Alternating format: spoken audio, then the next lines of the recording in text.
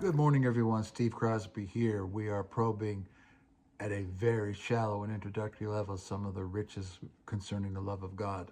This episode, I want to talk to my charismatic friends, which is my heritage. Now, I've often said, and I've written in different places, particularly in my book on healing, that when people say, well, where's his power? God's not doing anything. We need more faith. Church is boring. We don't see it, blah, blah, blah. The problem is never a lack of power. It's a lack of love. Where love abounds, power and so-called signs, wonders, miracles, power manifestations are the logical overflow and outcome of the manifestation of the kind of love of God that I've been talking about in this series. Why do you think that 1 Corinthians 13 is right smack in the middle between 12 and 14? Because it's the linchpin to the whole thing. Throughout this series, I've mentioned a couple of times that love is not love unless it goes to work. Love is active. Love accomplishes things. The difference between a human fraternity of sociality and good works and the love of God manifest doing good works is the self-giving, transcendent nature. It's not just human-to-human kindness. Where the love of God abounds, healing and life abounds. Where the kind of love of God that I've been talking about abounds, it transforms and transfigures human existence itself, which includes healing and well-being of all types and sorts. I am not here making a quid pro quo statement that, if you get this, you're never going to be sick, you're never going to have pain, you're never going to have sorrow. I'm not saying that.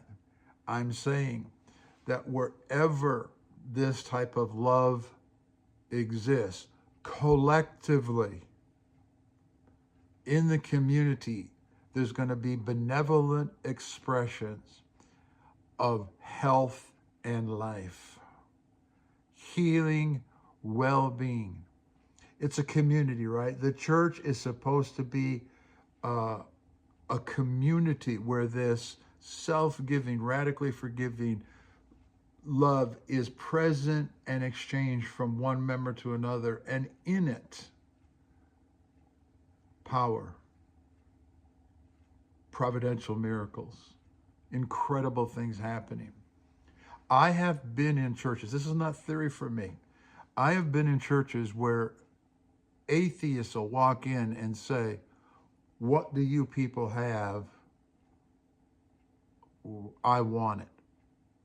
Otherwise, the love of God was tangible, palpable, presenceable, discernible by non-believers, and able to be experienced. And saw and experienced things in that particular local environment that are among the highlights of my Christian experience. And let me tell you something. When it came to the so-called gifts of the Spirit, they were as easy as falling off a log. A monkey dancing on a log could operate, so-called, in the gifts of the Spirit with no hype, no worship service, no sweat, no froth, no teaching on the mechanics of how to do this and how to do that. I have seen children in a non-imitative way where they're just imitating their parents, but in authentic, in a real way, minister to one another in the gifts of the Spirit, transferring, and it was all centered around a manifestation of the love of God. So real, so present, that you listening to me today, if you have been there, you could have felt and sensed it. And you too could have said, what is this? The what is it? This is not explainable. This can't be categorized. This can't be packaged like a cheap package of bologna. This can't be reduced down to Bible principles. This can't be reduced down to a doctrine. This is a life in Jesus that is experienced. And as part of the experience of that life is the wellness, okay, without turning it into formulas. The wellness of our existence. We will be well mentally, physically, socially, relationally. Because this type of love that I'm talking about has a transforming power. And from the transforming power of this type of love, all kinds of derivative things happen easily, freely, unmanaged, unmanipulated, unagendized, unbrokered, no hype, no games, no fakery, no superstars, not a room full of 300 people all dependent on one superstar, but a community that is just existing in the love of God. And it makes sense that where the kind of self-giving, radically forgiving, co-suffering love that I've been talking about in this series exists, the other things that are attendant benefits of his kingdom would be easy, and they are easy. You don't even have to teach about them. They will just happen.